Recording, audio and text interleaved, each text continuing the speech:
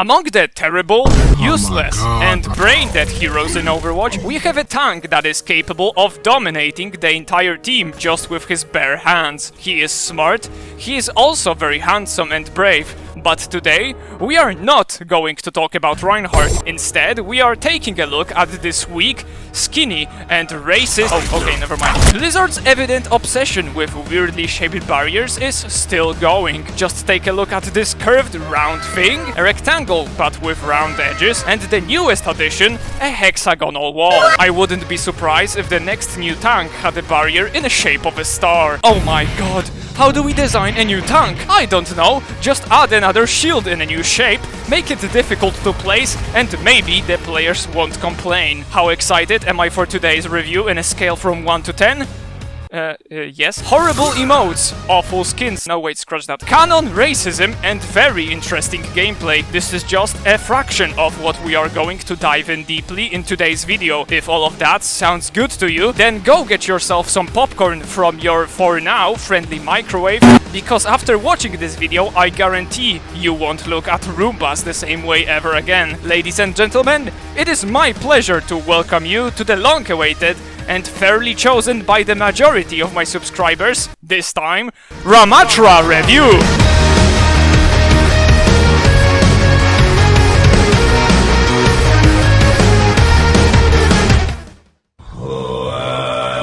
Ramattra is the last lore-important character added to the Overwatch universe, at least compared to this abomination. Also, before we properly start this segment, take a look at this very poorly aged piece of trivia that is still on the Overwatch wiki. In short, Ramattra might look like this badass leader, the big scary smart robot, but in reality, he's a huge failure, and you'll see why in a second. Ramattra's story begins in a very advanced factory that was creating killer robots. So, Boston Dynamics, but with way too much spare time. He was one of many models, but over time he became one of the very last ones, because others were destroyed by humans or in the Omnic crisis. Ramattra didn't like the fact that his kind was being discriminated and not very liked. It's not like those robots were killing everything left and right, and literally the only thing they are commonly known for is killing people. That would be absurd. Seeking some form of help, he travels to Nepal, where he becomes a monk for some years. He meets Zenyatta there, and they become two best homie robots. But the motto of the monks, just sit there and do nothing lol, didn't suit Ramattra very well. He would rather do something than just look at the horrible things that are happening to his kind.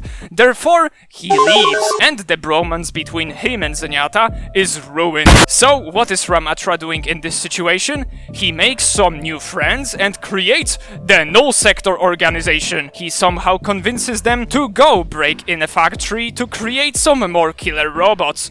These guys just don't learn, do they? Getting the army ready, they use it to prepare for the uprising planned to strike in London, to show the humanity that the robots are a superior life form. And if you played the original Overwatch that ironically had the PvE mode, you might remember how it played out. And as it turns out, the victory of Overwatch is the canon ending. What does it mean for our main hero of today's review? He failed to become a monk, he loses all respect from his friends, his uprising flopped, everyone leaves him, and Ramattra has a very hurt ego now. 1 year later, he gets approached by none other than the brother in fisting himself, Doomfist. He offers him an alliance with Talon, and Ramattra, being at the lowest of lows, accepts the offer from the peasant human. This interaction will be further described and built upon with the release of Overwatch 2 PvE mode.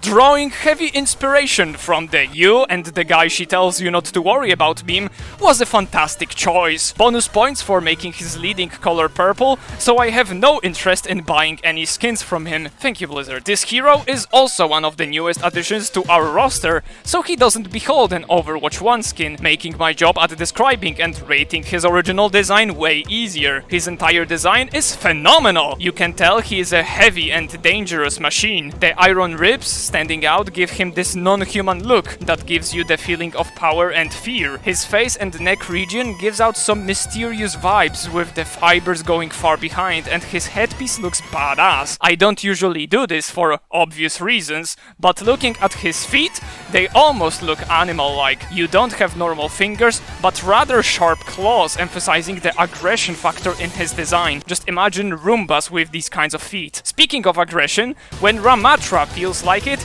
he can transform from a weak garden sprinkler to a goddamn lawnmower. In his so-called Nemesis form, he grows additional 2 hands with gigantic muscular build, and his legs get thicker. You can also notice that while in this form, his original arms form in a cross. It conveys the confidence message to anyone looking. You are 100% sure Ramattra knows what he's doing, and he's ready to wreck your ass. The giant fists, both in third and first person, look heavy and powerful, and that is exactly what you should feel when using this transformation ability. Also bonus points for utilizing the different hand in the hello emote, where normally he greets people with this monk-like hand motion that is peaceful and slow, but when transformed, he barely raises his hand and lifts his fingers slightly, emphasizing even more the powerful tools you behold. You go from a thin magical stick that shoots mosquitoes to the mega punishing tools that are your left and right hand. Speaking of the wand, it looks fantastic, but there is one thing that is a deal breaker for me. The reload animation is too lazy, and the way the staff appears out of thin air when transforming back. This is just a huge missed opportunity. You have an entire mechanical staff, the magical, or in Overwatch's words, very complicated scientifical,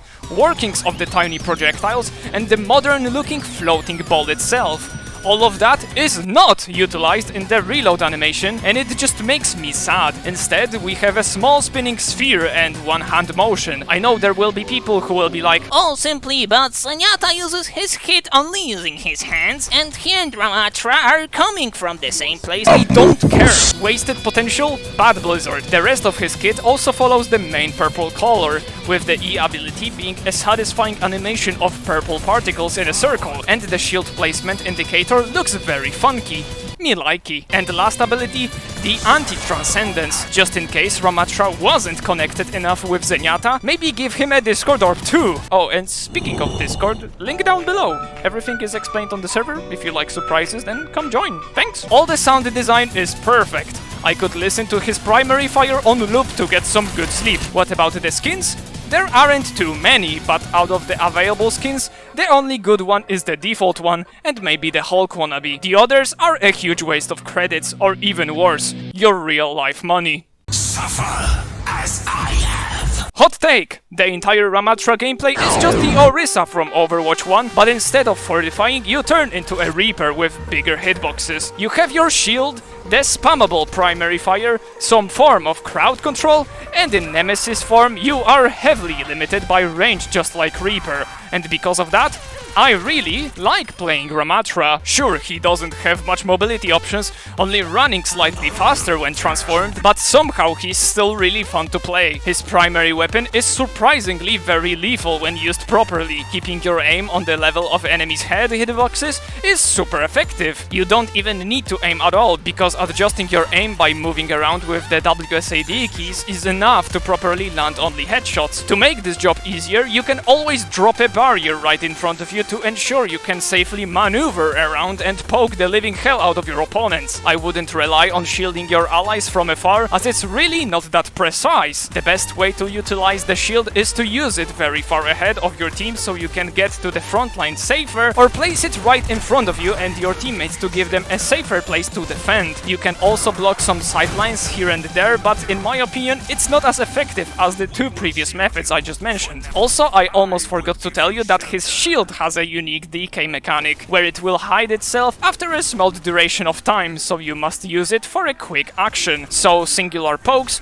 or as I said, rushing to the further position. Ramattra, being a tank, not only has a shield, but also the transformation ability that finally makes his health pool on par with other tanks. Being mostly armor, this health boost is super effective. Switching to the aggressive and close range playstyle in a press of a button is very good. The fists feel feel very satisfying to use. And the addition of the right-click ability replacement is also a welcome addition to emphasize the tanking factor of this character. We'll jump straight ahead to the ultimate ability, that is the Annihilation. Because it's very strongly connected to the transformation ability. You could even say that this ult is just the default transformation, but with one bonus stat that you might have noticed in your games already. The overtime winner is a zone you don't want to be nearby, but if you happen to stand in it, it's not actually that bad. The damage isn't something very impactful. It's the Ramattra himself who still is the biggest threat in the area. This ulti will also end quicker if it doesn't hit anyone, so you can counter this ult either by focusing down Ramattra very well, or by running away and maybe sacrificing a support or two just to get over with the annihilation. To get over with the ultimate. Side note, I am so glad they removed the infinite duration of his ult. That garbage was so boring to play against. Hooray! Quick tip, make use of the bonus health gained upon transforming. So, if you want to use your ult while in the Nemesis form, just quickly get out of it by recasting the ability and then casting the ult, so you get that bonus 200 armor health again. Lastly, in the Ramattra's kit is the unique form of crowd control that is pulling your enemies to the ground. Ravenous Vortex.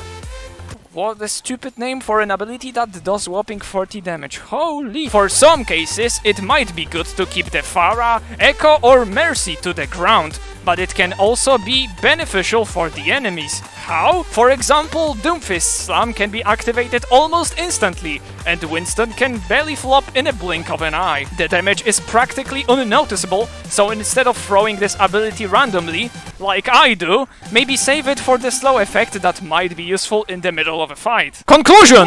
I really like Ramattra. Lore-wise, design-wise and gameplay-wise. His abilities make you feel like the ultimate killing machine and a very fragile weakling at the same time. I hate the fact I die most of the times because when popping the Nemesis form, or even the ult, I convince myself that I am now a raid boss and can kill anything on my way. But surprise surprise, it's usually not that simple. Landing both your primary fire constantly and every pummel gives you two different satisfaction sources in the same character, and that translates to more fun. A character can have a phenomenal story and look astonishing, but if the gameplay doesn't back it up, then it will fail. But Ramattra luckily passes every single test, with some singular mishaps here and there. Thanks to this guy existing, we now have a canon racism in the Overwatch universe, and this astonishing piece of digital art that is the Trident emote. Thanks to everything I mentioned for the past few minutes, Rami will end up with a final score of 4 carrots